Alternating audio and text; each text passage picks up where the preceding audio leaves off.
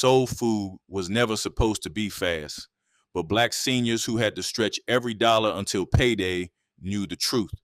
The quickest meals in the house were the ones nobody wrote down. A pot of neck bones with rice took less time than a trip to the store. A skillet of hot water cornbread cost almost nothing and filled every plate on the table. Number 14 on this list fed a family of 5 for under $2. Number 41 took less than 10 minutes and used one pot. Number 78 came straight from a church kitchen where nothing ever went to waste. Every dish on this list was built the same way. Stretch what you have, waste nothing, and put something warm on the table before anybody has to ask. Hit subscribe so you never miss another list like this one.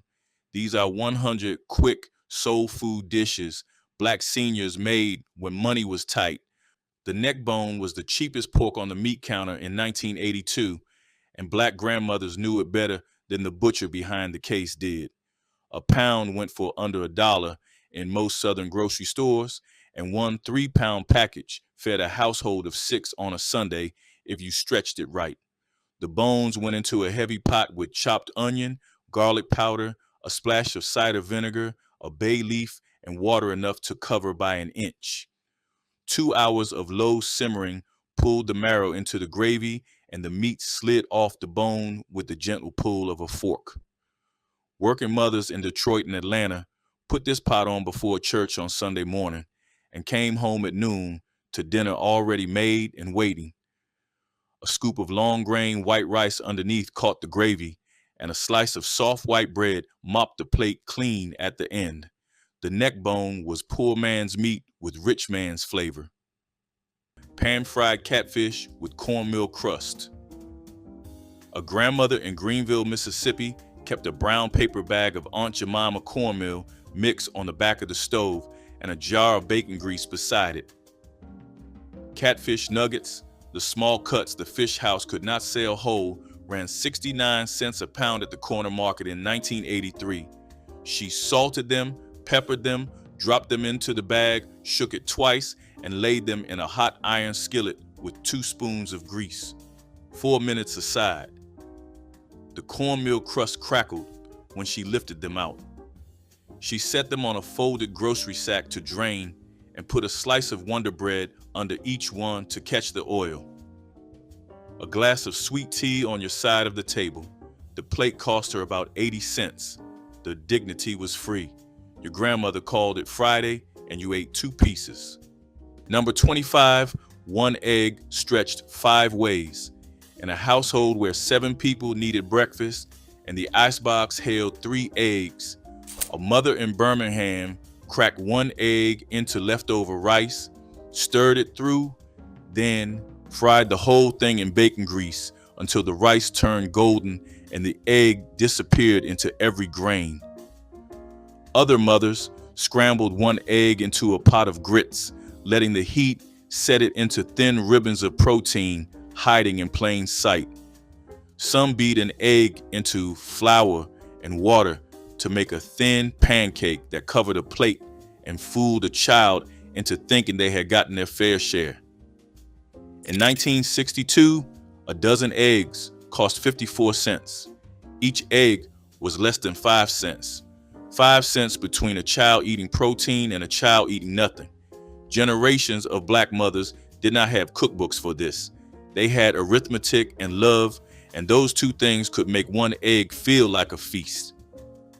25, hush puppies. No fish fry in New Orleans started without a batch of these dropping into the oil alongside the first fillets. Cornmeal, a little flour, diced onion, an egg, and just enough buttermilk to hold it together. The batter got spooned into the same pot that fried the fish, and in 2 minutes, the little balls floated to the surface, golden and cracked along the seams where the steam had pushed through. They came out by the dozen onto newspaper or a wire rack, and people ate them like popcorn while they waited for the rest of the food to finish. The cook who ran the oil decided when the hush puppies were ready, and nobody reached into the pile before she gave the word.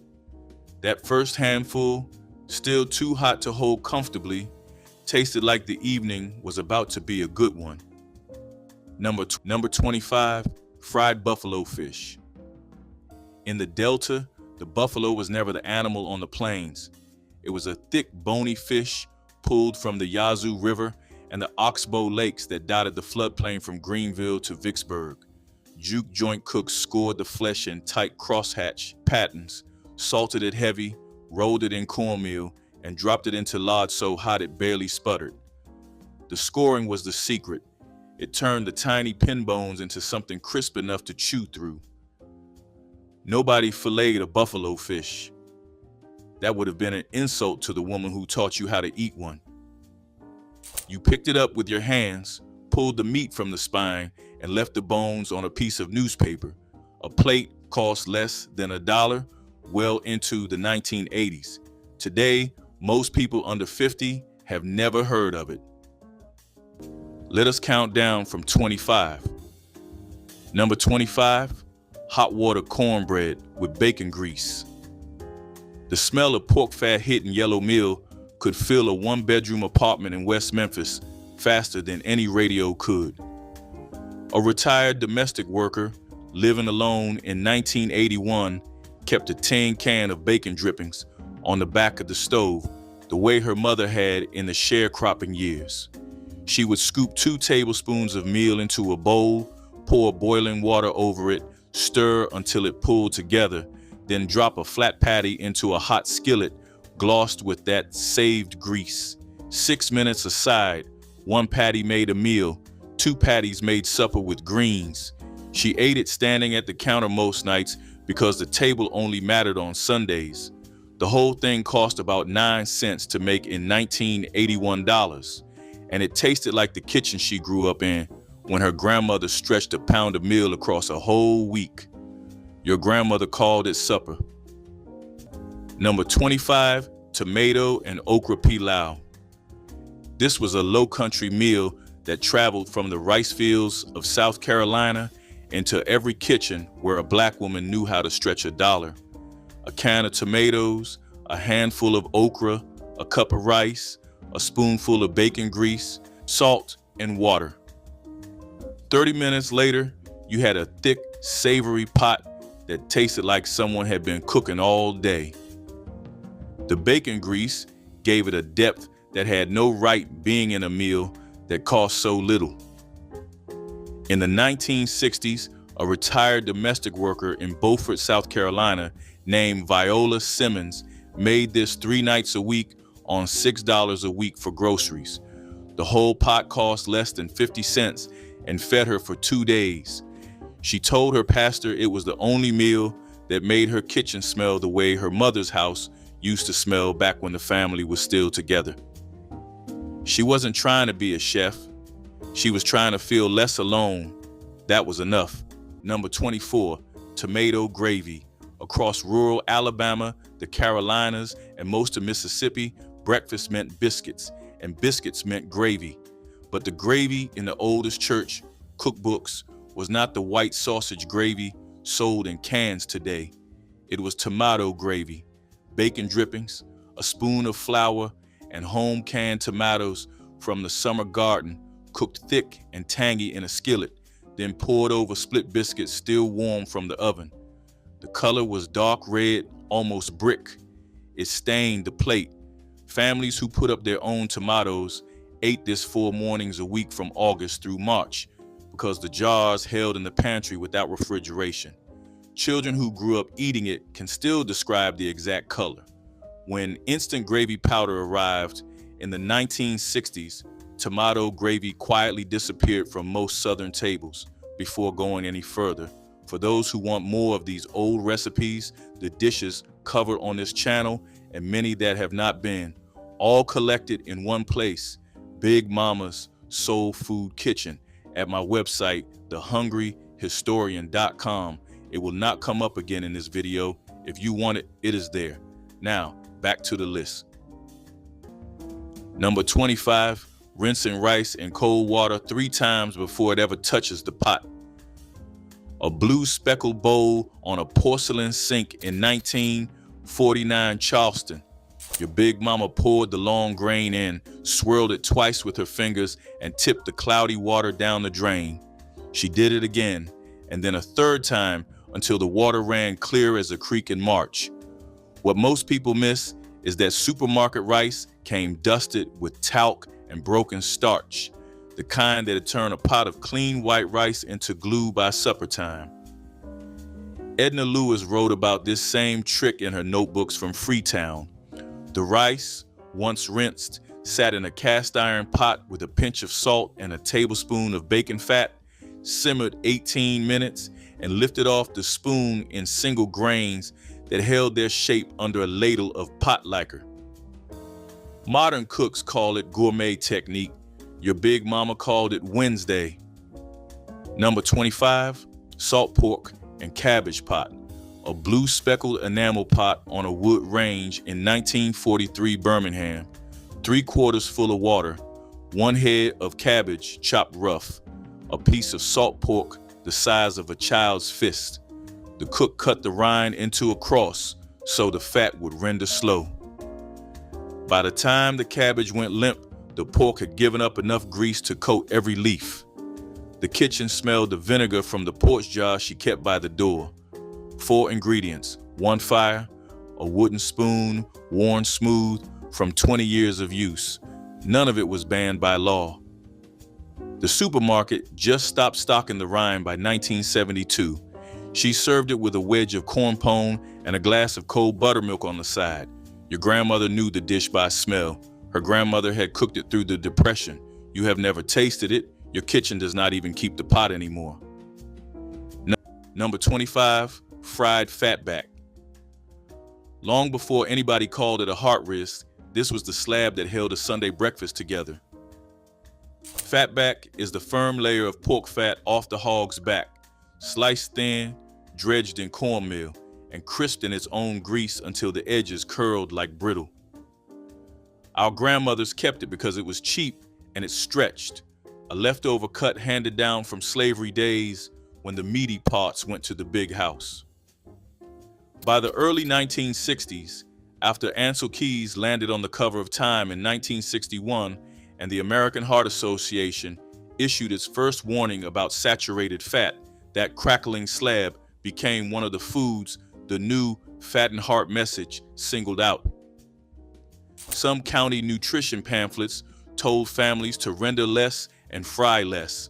Folks went right on doing it anyway because fatback was flavor and survival in one pan. Health officials warned against the grease, but the table remembered the taste.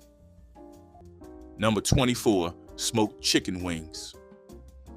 A pitmaster rubbed the wings in the same cayenne and garlic mix he used on everything else, spread them across the top rack where the heat ran thinnest, and left them for a couple of hours until the skin pulled tight and turned the color of old pennies. They came out small, smoky, and dry enough to eat with one hand. Wings were the cheapest cut a joint could buy, and they sold for less than $1, which made them the order teenagers could afford, and grown men ate by the half dozen while waiting on their rib plate. Nobody put sauce on them at the counter. The smoke and the rub carried the flavor, and the bone went clean in 2 bites. A plate of wings was not a main course. It was the thing you ate while you decided what the main course would be. Number 29, smoked turkey legs. A whole turkey leg, brined overnight in salt water and sugar, smoked low over hickory until the skin turned dark mahogany and the meat pulled clean from the bone. Turkey legs were pit food. They went on the smoker alongside the ribs in the early hours and came off just before the table was set. Men standing around the fire ate them first, one hand on the bone, the other holding a napkin that was never enough.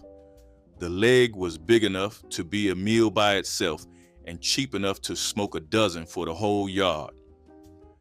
By the late 1980s, smoked turkey legs showed up mostly at county fairs, sold at prices that would have bought the whole bird a generation earlier.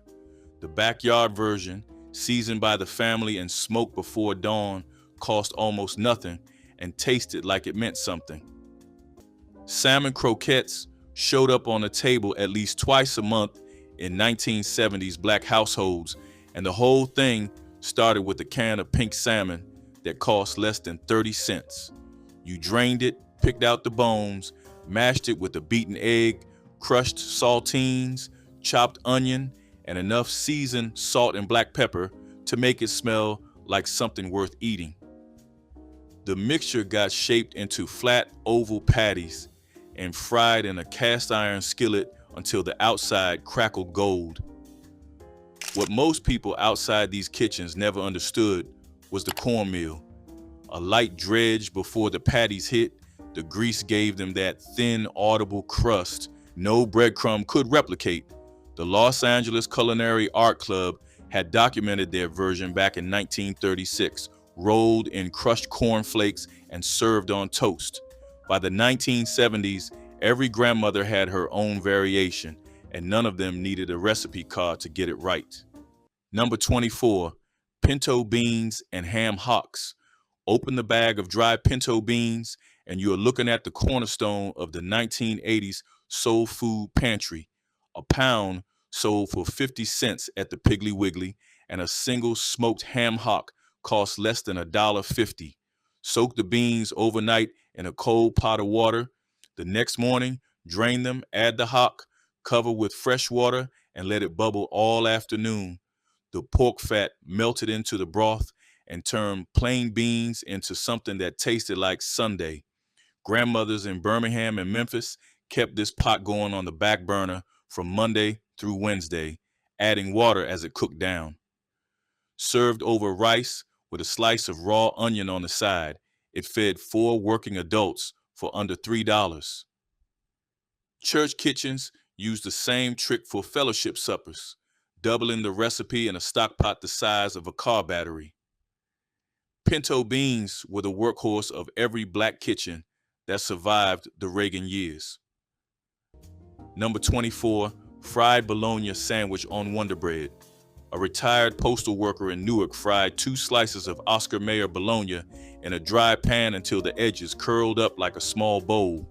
He spread Mrs. Filbert's margarine on 2 slices of Wonder Bread and pressed the bologna between them with a slice of yellow American cheese.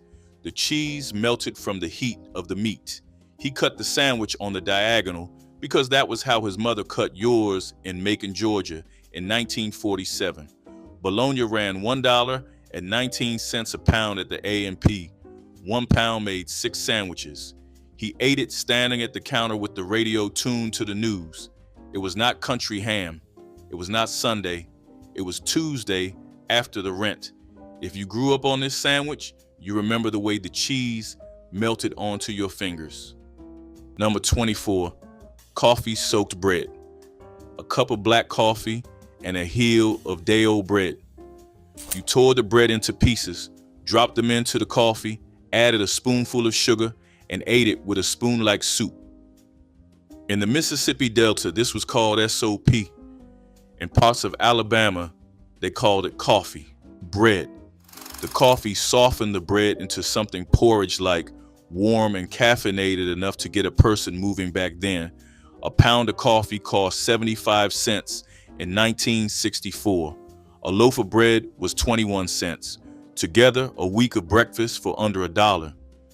Nobody was proud of this recipe, but thousands of elderly black men and women ate this alone in quiet kitchens across the South, and they never told their children because admitting you ate bread soaked in coffee felt like admitting something larger about your life.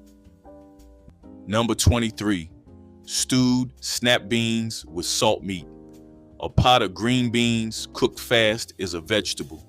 A pot of green beans simmered for 2 hours with a chunk of salt pork is a meal. The beans broke down until they were olive-colored and silky, so tender they dissolved against the roof of the mouth, and the salt meat melted into the broth until every mouthful tasted like smoke and fat and garden soil after her rain. At a fish fry, the snap beans sat in a covered pot on a stove inside the house while everything fried happened outside in the yard. They were the quiet dish, the one nobody bragged about but everybody reached for when the plate needed something green and slow and honest. Number 24, mustard greens with smoked ham. Collards got the fame, but mustard greens were the cook's preference in the hill country joints east of the Delta. The leaves were sharper, almost peppery, and they cooked down faster, which mattered when you were feeding people between sets. A ham bone went into the pot before noon. By the time the first guitar player showed up, the greens had gone soft and the pot liquor was dark enough to drink from a cup. Some cooks added a splash of vinegar at the end. Others dropped in a dried chili pepper for heat. The greens came on a plate next to cornbread, and nobody asked for a fork. You folded the cornbread, scooped, and ate.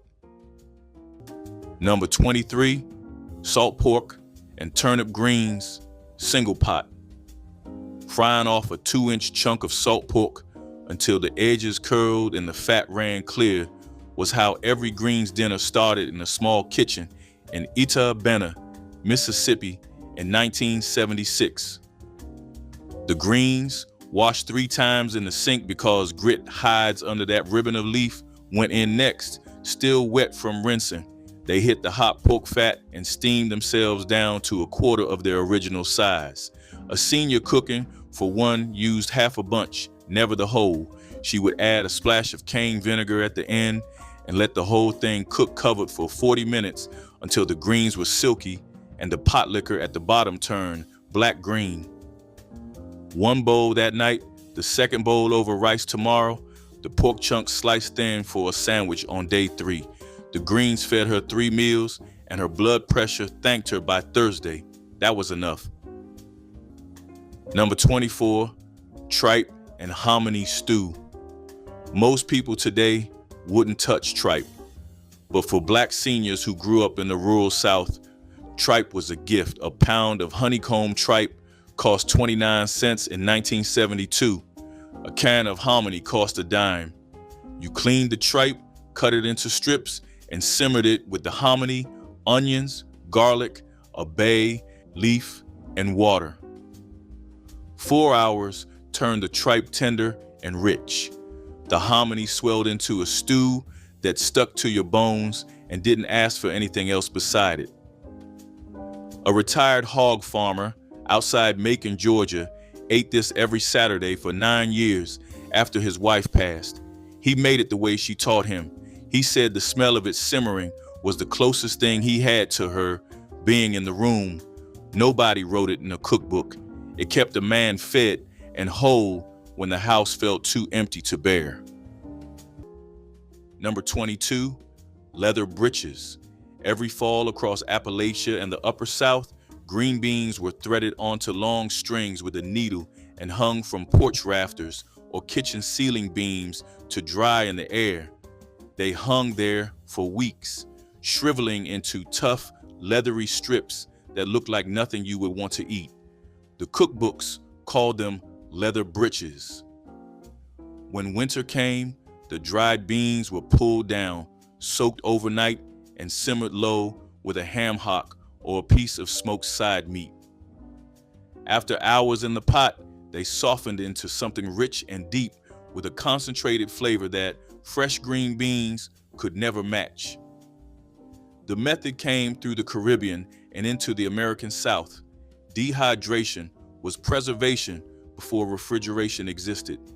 The strings came down for good when chest freezers arrived. Number 24, knocking the cast iron skillet to test the heat before the lard ever went in. A Kentucky kitchen in 1958. The pan had been her mother's, then her aunt's, then hers. Big Mama would drum the iron rim with the back of her wooden spoon and listen for the change in pitch. A low, ringing tone that said the pan was ready. Cold iron answered dull. Hot iron answered like a bell. Once the bell rang, she dropped a pinch of cornmeal into the dry pan. If the meal danced and browned in 3 seconds, the chicken went in. If it didn't, she waited a beat longer. There wasn't a thermometer, an infrared gun, or an app. There was a woman, an iron pan, and 40 years of knowing. The fried chicken came out crackling, the skin shattered. The meat was juicy enough to drip down the wrist of the child who ate it, standing at the counter. Year after year, that same pan rang the same bell. Number 23, chicken neck stew with rice. A Memphis butcher in 1942 sold chicken necks for a nickel a pound, sometimes gave them away on Saturday night. The case had to be empty by Monday. She bought 4 pounds, simmered them in salted water with 1 onion and 3 peppercorns for 2 hours. The meat slid off the bone, the broth ran cloudy, the rice cooked in the pot like her, no extra water. The necks went on top to keep warm. She stripped the meat with 2 forks at the table while the children watched and learned. That was how every Memphis cook taught her daughter. The dish fed 7 for 30 cents. The Memphis paper printed it next to a war bond ad and a coupon for canned milk. In those years, nobody threw away the necks. By 1968, the supermarket sold whole chickens, cheap enough that nobody bothered. The butcher case stopped stocking them around 1974. Year after year, the cut got harder to find. You can't even ask for them today. Number 24, fried chicken cooked in lard. Nothing said the preacher was coming to dinner like a skillet of chicken popping in a deep pool of hog lard. For generations, the fat of choice was lard, scooped from a tin and melted down until a drop crumb sizzled and floated. The bird went in dredged and seasoned, and the lard gave that shattering, deep gold crust no vegetable oil could match. When the saturated fat campaigns picked up steam through the 1960s, lard became the villain of the cooking world, and health bulletins pushed families toward the new hydrogenated shortenings and bottled oils instead. Shortening makers leaned hard into that message, running ad after ad that framed lard as old-fashioned and bad for the heart. County nutrition columns echoed the same advice, telling readers to set the lard tin aside and pour from a bottle. Black cooks who had fried in lard since slavery knew the difference on the tongue and resisted the swap, since the new oils gave a paler, greasier crust and none of the deep flavor. Sunday chicken stayed in the lard pot in most kitchens, no matter what the leaflet said, and the platter still came out heaped and golden after church. The warning changed the label on the can, never the skillet on the stove. Number 22, smoked sausage links. Long ropes of sausage came in from local meat markets, seasoned with red pepper, sage, and enough garlic to announce themselves from across the parking lot. A pitmaster coiled them on the lower rack and smoked them slow until the casing tightened and the fat inside rendered down to a slick that dripped onto the coals and flared.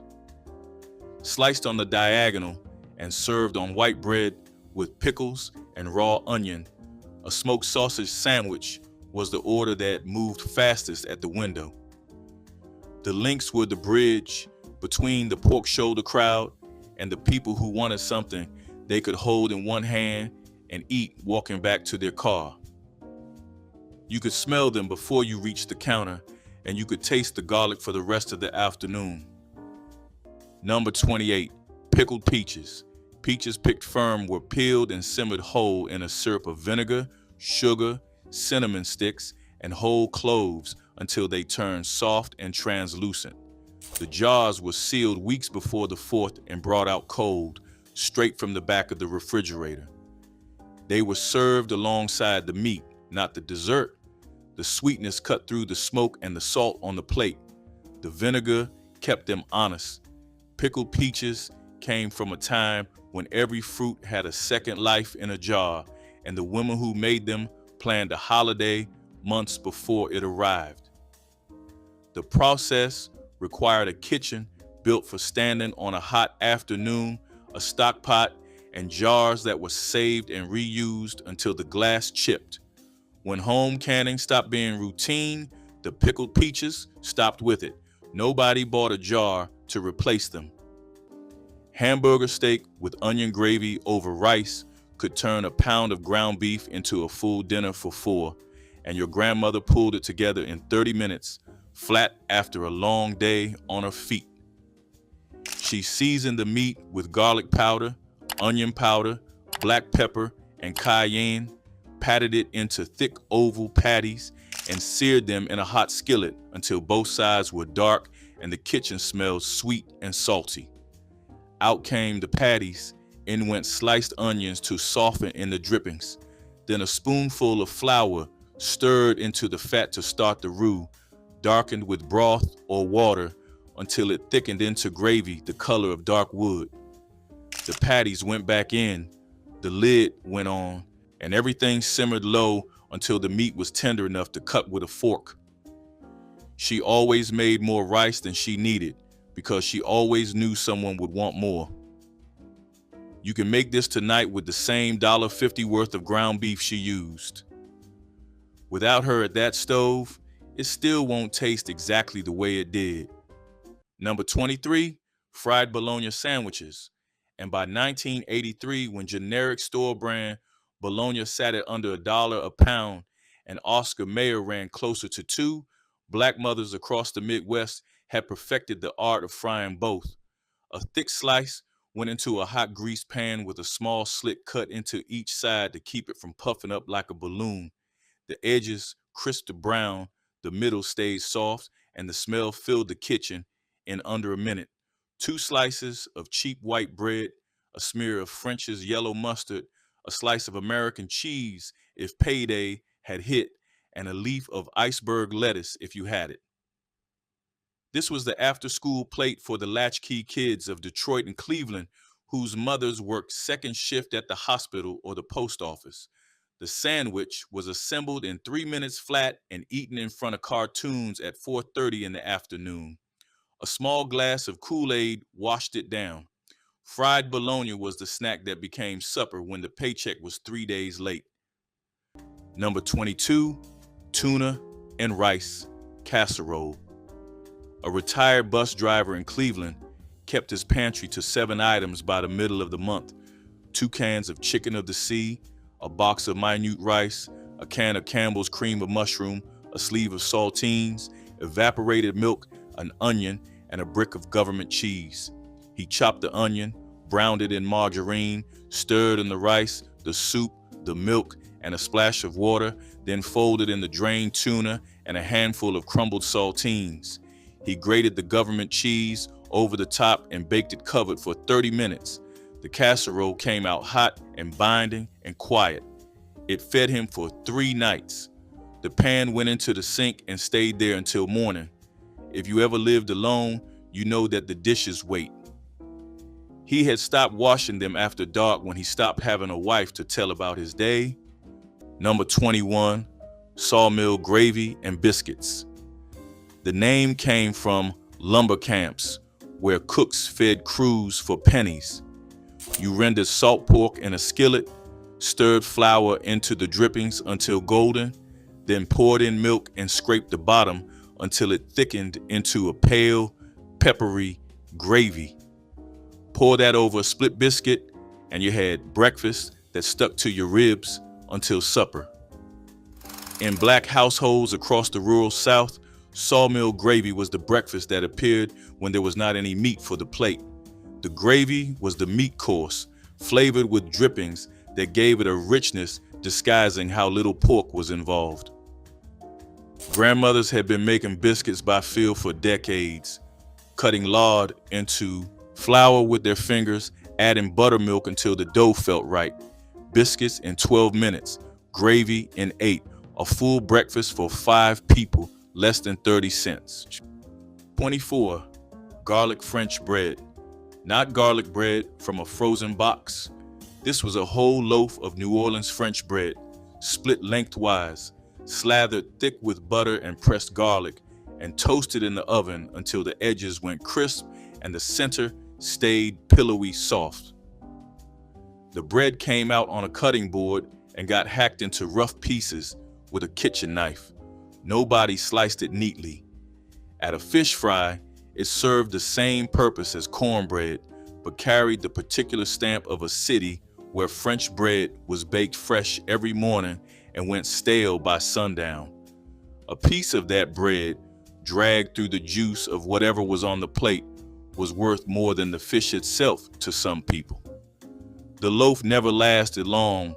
By the time the second round of fish came out of the oil, the cutting board was empty and somebody was already asking who was going to toast another one. Number 23, pinto beans. In a Delta juke joint, pinto beans were Monday food and Saturday food and every day in between. A 2-pound bag cost pennies. The cook soaked them overnight, added whatever smoked meat was left from the week, salt, black pepper, and onion cut in half, and let the pot work for hours. There was no recipe.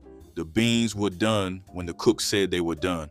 Served over rice with a square of cornbread on the side, a plate could feed a man through a night of dancing. Most joints charged 50 cents, sometimes a quarter if you were a regular. The taste changed every time because the meat was never the same twice. Number 22, pot liquor over day-old cornbread. A widow in a brick walk-up in Gary, Indiana in 1977 never threw out the liquid at the bottom of a greens pot. That dark, salty broth, the pot liquor, was a meal in itself, the way her people had eaten it since the slavery years when the masters ate the leaves and the enslaved drank what was left. She would crumble a square of yesterday's cornbread into a deep bowl, ladle the warm pot liquor over it until the bread soaked through but still held shape, then eat it slowly with a spoon, sometimes a single boiled egg sliced on top, sometimes a few drops of pepper vinegar. The whole thing took 4 minutes to assemble and cost her almost nothing because the broth was a byproduct, not a recipe. It carried iron, calcium, and the memory of every collared pot her mother had ever cooked. They were following a memory. Number 23, Brunswick stew. This was the meal that fed entire churches on a Sunday afternoon. The original came out of Virginia in the 1820s, and by the time it reached black communities across the Deep South, it had become something different, something better. A senior would take whatever meat was on sale, usually chicken thighs at 39 cents a pound, and drop them in a pot with canned tomatoes, corn, lima beans, potatoes, and a splash of vinegar. 2 hours of simmering and the chicken fell apart into a thick, smoky broth. One batch made enough for 4 days. A woman named Lucille Harper in Savannah, Georgia, made Brunswick stew every other week for 14 years after her husband died in 1969. She never measured a thing. She said your hands know what a pot needs if you've been cooking long enough.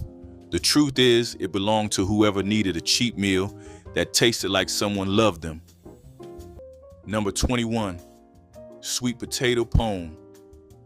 This was not sweet potato pie and not sweet potato casserole. Sweet potato pone was older than both. The recipe appeared in handwritten church cookbooks from the 1880s across Georgia, Alabama, and the Mississippi Delta. Raw sweet potatoes were grated by hand on a box grater, mixed with molasses, butter, eggs, and spices, then baked slow until the top cracked and the center set dense and dark, almost like a pudding. It took close to 2 hours in a wood-fired oven. The texture was heavy, somewhere between cornbread and fudge, and it was eaten warm with nothing on top.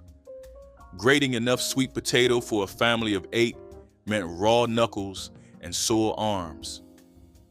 When canned sweet potatoes and pre-made pie crust showed up in stores in the 1950s, sweet potato pone was one of the first recipes to drop out of the rotation. Nobody noticed until the hands that grated them were gone. Number 22, soaking dried beans overnight with a teaspoon of baking soda in the water. A Memphis kitchen in 1962.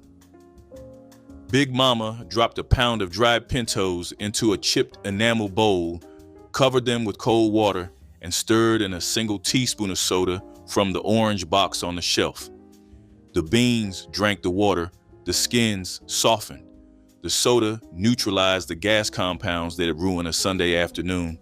By morning, the beans had doubled in size. She drained them, rinsed them once, and simmered them with a smoked ham hock and 1 chopped onion. The pot took 90 minutes instead of 4 hours. She saved gas, she saved time, she saved your granddaddy the embarrassment of a long car ride home from church. The trick traveled with her family from Tennessee to Detroit during the Great Migration, and her granddaughter was still doing it in a Cleveland apartment in 1991. Number 22, pig feet jelly with hot vinegar. A glass mason jar on the back porch shelf in 1945 Charleston, packed with split pig feet, water, salt, bay leaf, and 3 cloves of garlic. She simmered the feet for 6 hours. The meat fell off. The broth turned the color of weak tea. She strained it, pressed the meat into the jar, let the natural collagen do the work. By morning, the whole thing had set into a pale amber jelly. She sliced it cold for supper, served it with hot pepper vinegar in a thin saucer, a stack of saltine crackers on the side. A man came in from the field, ate half the jar, asked for more. The dish needed no icebox in winter. Your grandmother could feed a working man on what the white grocer threw away. That was the genius of her Depression kitchen. You wouldn't think a foot could become supper, but it could. Number 23, crackling cornbread. This was cornbread with the gift of the hog baked right into it. Cracklings are the crisp little bits of pork skin and fat left over after rendering lard, salty and crunchy, and folding a handful into the cornmeal batter turned plain bread into something a family fought over. It was thrift-made delicious. Every scrap of the pig used, nothing wasted, a habit carried straight out of slave quarter kitchens where the offcuts were all anybody got.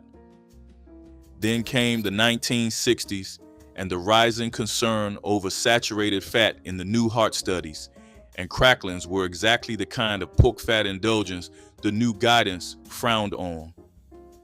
After the American Heart Association issued its first warning on saturated fat, public health writers of the era began naming lard-rich breads among the foods to cut back on for the sake of the heart. Some county leaflets even printed cornbread recipes stripped of the cracklings. But crackling cornbread was a holiday on a plate, the crunch of the pork skin against the soft crumb, and nobody was giving that up over a pamphlet. It went on getting baked in the same black skillet and carried hot to the table. The officials counted the grease while the family counted the slices. Number 21, mustard greens with pot liquor. Mustard greens had a sharper bite than collards, almost peppery, and the cooks who served them at barbecue joints preferred that edge because it stood up to the smoke on the plate. The greens simmered for hours in a pot with a smoked ham hock or a piece of fatback, cooked down until they were dark and silky. The liquid left behind, the pot liquor, was served alongside in a small cup or ladled over cornbread. That broth carried every mineral the greens had given up and enough salt to make a grown man close his eyes. Most customers who ordered greens asked for extra pot liquor on the side. The greens were the cheapest thing on the menu and the hardest to get right because overcooking turned them bitter and undercooking left them tough. Number 27, Mississippi mud cake. Mississippi mud cake was a sheet cake made with cocoa, butter, and pecans, baked in a wide pan and covered in marshmallows while still hot from the oven. The marshmallows melted into the surface and were sealed under a layer of warm chocolate frosting poured on top. The result was dense, sticky, and rich enough to stop conversation mid-sentence. It traveled well, which made it the ideal cookout cake. A woman could bake it the night before, cover the pan in foil, and carry it across the yard without worrying about frosting sliding off in the July heat.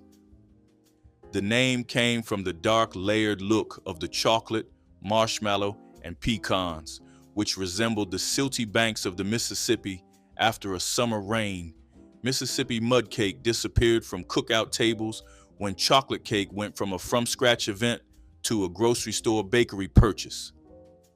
Fried bologna on white bread with yellow mustard was not a meal anyone admitted to company, but behind closed doors, it was a Tuesday lifesaver every black household knew. You took the thick-cut bologna, not the sandwich slices, scored the edges with a knife so it wouldn't curl into a dome in the pan, then laid it in a dry cast iron skillet with no added oil because bologna had enough fat to fry itself. You let it sit until the edges crisped and the center blistered and darkened, then flipped it once and gave it another minute before it came out crackling and fragrant. Slapped on white bread with enough French's mustard to cut through the grease, that was supper. Some households added a slice of yellow cheese on top while the bologna was still hot enough to melt it. Some fried an egg alongside. In the 1970s, when grocery inflation hit black working-class households especially hard, a pound of thick-cut bologna ran about 50 cents and fed 3 people. And that math was the whole point. Kids who ate it never forgot it. Adults who made it told no one. Number 22, sausage gravy over biscuits. Inside every black household kitchen in the South Carolina Lowcountry sat a tube of cheap breakfast sausage and a sleeve of canned biscuits from the dollar store cooler. The sausage went into a hot, heavy skillet first, broken up with the back of a wooden spoon, browned until the edges caught and the fat ran clear. 3 heaping spoons of flour were stirred into the drippings to make a quick roux. Then evaporated milk and water were added slow, whisked steady until the gravy thickened into a slow pouring river. The Pillsbury biscuits popped open from the can with a satisfying smack, baked off in 10 minutes, split with a knife while still steaming. Gravy ladled over the open biscuit until it ran off the plate onto the napkin. This breakfast carried black grandfathers to the steel mill at 5 in the morning and church mothers to choir rehearsal at 6 in the evening. The whole pan cost under $2 in $1986 and fed 4 hungry working people. Sausage gravy was Southern luxury at Southern black prices. Number 21, hot dogs and beans, the Vienna sausage variant. A grandmother in Cincinnati could not always afford a pack of ballpark franks at $1.29. When your check came up short, you reached for the small can. She opened a can of Armour Vienna sausages, drained the brine, sliced them into coins, and stirred them into a pot of Bush's pork and beans with a tablespoon of yellow mustard and a spoon of Domino brown sugar. The whole pot took 15 minutes. She ate it from a chipped Corel bowl with a square of Jiffy cornbread on the side. Her grandsons called it puppy bowls because the sausage rounds looked like they had been scooped from a tin of dog food. They ate 3 helpings each. She never corrected them.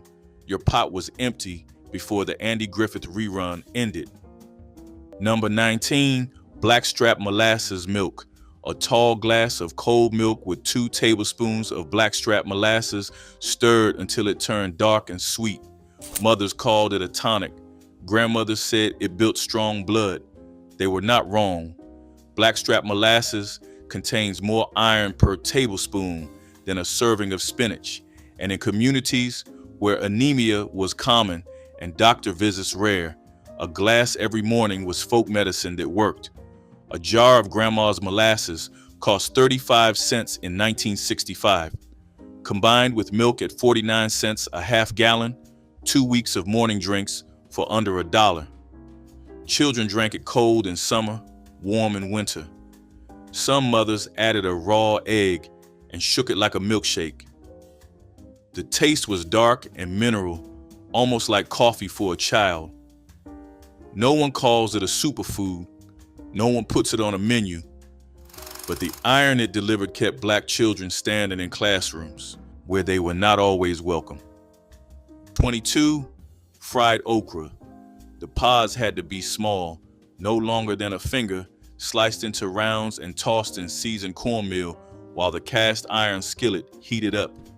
The trick was a dry pan with shallow oil, not a deep fryer, and enough patience to let each piece sit long enough to form a crust before turning. Done right, fried okra came out crisp and dry with none of the slickness that made people who thought they hated okra push it aside. At a New Orleans fish fry, fried okra sat on the table in a bowl with no serving spoon because nobody used one. You reached in with your fingers, took a handful, and dropped them on your plate next to the fish. The bowl circled the table twice and came back empty. Number 21, white beans and rice. Great northern beans or navy beans simmered with a piece of salt pork until they turned creamy and started to fall apart. The rice was cooked separately, always long grain, and it went on the plate first. The beans went on top. A good juke joint cook made the beans thick enough that they did not run off the rice. Thin beans meant the cook was stretching. Thick beans meant she was generous. In the hill country joints around Holly Springs, the plate came with a raw onion sliced in rings on the side. You ate the onion with the beans, and nobody said a word about your breath. There was nowhere to go but home. Number 21, stewed tomatoes over white rice. She would crack open a can of whole tomatoes for 29 cents at the corner store in North Nashville and pour them into a small saucepan with a knob of bacon grease, a chopped onion, and a pinch of sugar to cut the acid. 20 minutes on a low burner broke the tomatoes down into a thick, sweet, salty sauce that filled the apartment with a smell most people associated with their mothers. She ladled it over a half cup of long grain rice that she had cooked plain in the same pot earlier. The whole supper cost about 35 cents in 1982 and took less than half an hour from start to fork. A retired hotel cook in Nashville used to say the tomato gravy was the difference between eating and being fed. One can of tomatoes carried her 2 suppers and a breakfast. This was not cuisine, this was engineering. Number 22, butter bean succotash pot. Butter beans were the quiet backbone of Black Southern cooking. They were cheap, they kept for months dried, and they turned creamy when you cooked them low and slow. A senior would soak a cup of dried butter beans overnight, then simmer them the next day with corn cut off the cob, a piece of salt pork, onions, and a little water. 2 hours later, the beans had broken down into a thick, starchy stew that did not need a single other dish beside it. In the 1950s, a bag of dried butter beans cost 15 cents and fed a person for a week. The salt pork was often left over from another meal already paid for. A retired seamstress in Natchez, Mississippi, ate butter bean succotash 4 nights a week for 7 years. She grew the beans herself in a garden behind her house until her knees gave out in 1978. After that, she bought them dried from the corner store and never complained about the difference. The meal didn't change. Her body did. The pot didn't care. Number 20, Kush. Most people have never heard the word. Kush was yesterday's cornbread, crumbled into a skillet with a little bacon grease and fried until crispy on the outside. Some cookbooks added milk or buttermilk to the pan, turning it into a thick porridge. Others folded in diced onion. The Gullah Geechee version along the coast of South Carolina used crumbled cornbread with cane syrup and butter. Every version started with the same idea. Leftover cornbread was not waste. It was breakfast. In households where bread was baked every day and nothing was thrown out, Kush was the Monday morning answer to Sunday's extra pan. The name may trace back to couscous, carried from West Africa and adapted with the grains available here. By the 1970s, when sliced white bread and boxed cereal took over the morning table, Kush lost its reason to exist. Every recipe so far shares something in common. They required no trip to a store, no brand name, no packaging. Cracklings came from the hog you raised. Tomatoes came from the garden you kept. Poke grew in the ditch beside the road. Cornbread left over from last night became tomorrow's breakfast without anyone calling it a recipe. The entire system was built on what was already there, and that is exactly why the modern food industry had no use for it. You cannot sell a woman what she already grows, kills, preserves, and cooks from memory. The only way to replace her food was to make her children forget she ever knew how to make it. This is where the story reaches further back than the country itself. Number 21, salting the meat the night before you cook. It, a Birmingham kitchen in 1955. Big Mama unwrapped a pork shoulder from the butcher paper and rubbed kosher salt deep into the fat cap with both hands. She covered it loose with a dish towel and slid it onto the cool side of the icebox. By morning, the salt had drawn the moisture to the surface, then pulled it back in along with every grain of seasoning. The meat cooked tender enough to fall off the bone with the back of a fork. Restaurant chefs would later call this a dry brine and write whole books about it. Big Mama called it leaving the meat alone overnight. She had learned the same trick from her own grandmother, who had learned it on a tobacco farm in 1898. The salt did the same work in every kitchen. The patience was the seasoning. Number 21, cornmeal mush with skim milk gravy. A cast iron skillet on a coal stove in 1943 Detroit. A cup of yellow cornmeal whisked into 3 cups of boiling salted water. The cook stirred it for 20 minutes. It pulled away from the sides of the pan in one piece. Glossy and yellow as a winter sun, she poured it into a loaf tin, let it set firm overnight on the cold side of the porch. Morning came. She sliced it 1/2 inch thick, fried each piece in a teaspoon of bacon grease, topped it with skim milk gravy. The supper cost 6 cents and fed 3.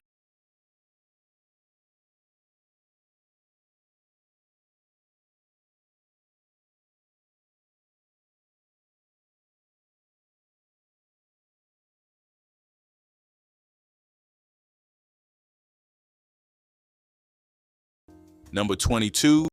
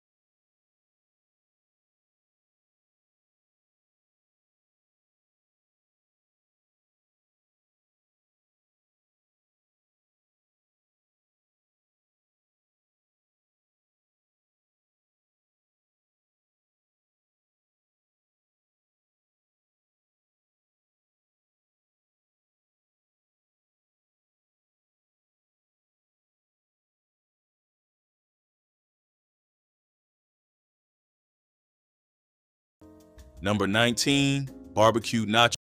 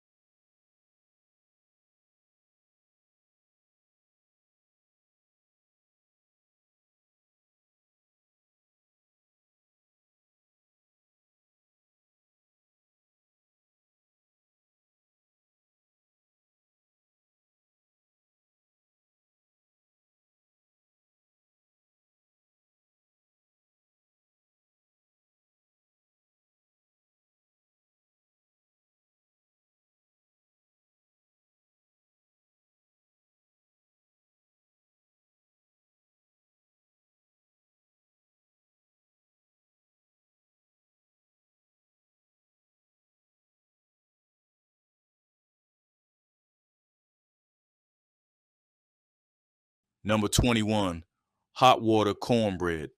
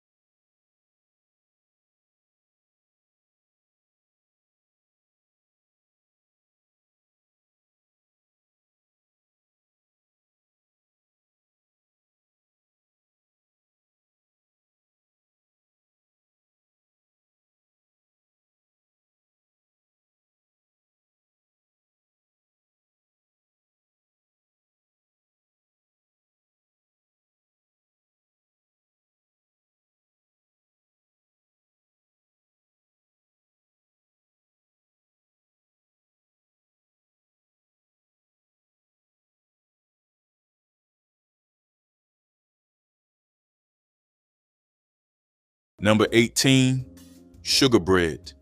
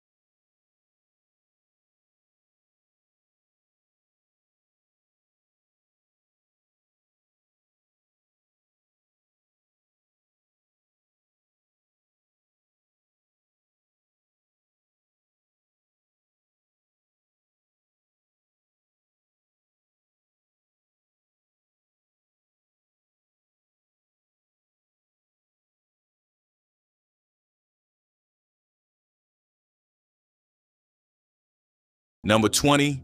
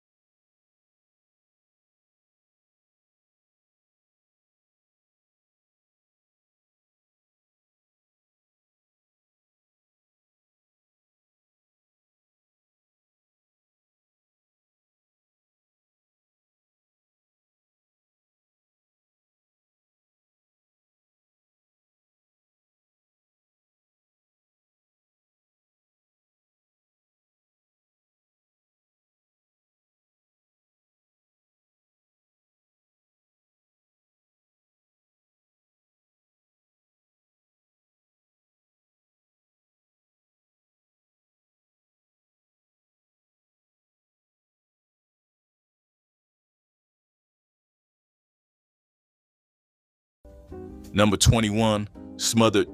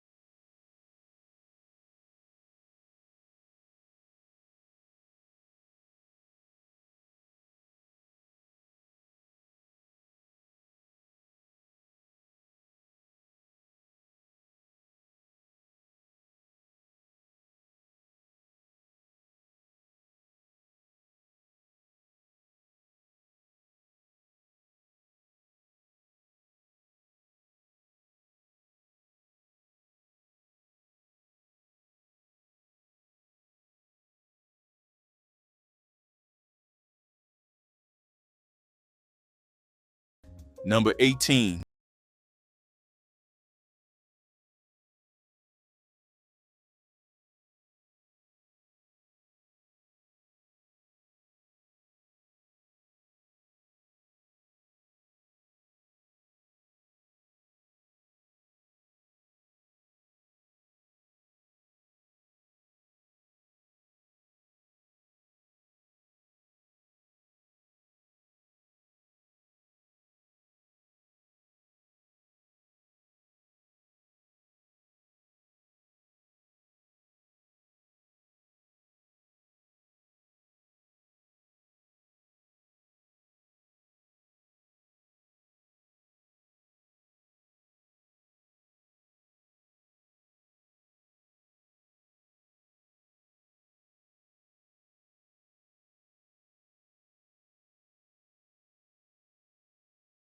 Number 24.